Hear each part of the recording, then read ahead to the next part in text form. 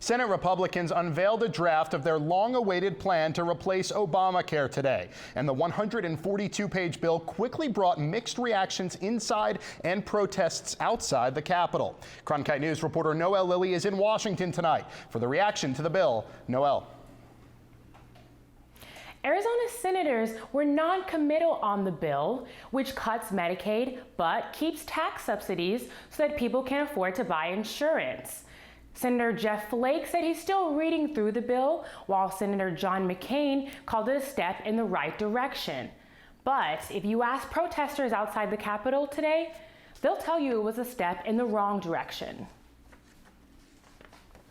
Doctors and Democrats and people with disabilities all gathered around the Capitol today to voice their opposition to the Senate version of the American Health Care Act, sometimes known as Trump Care. These protests even led to some arrests. Many of the protesters said that if the new bill is passed, it will harm those with disabilities. Other protesters also included Arizona natives like Dr. Manzi Cotwell, who said Obamacare saves lives. The Affordable Care Act is an excellent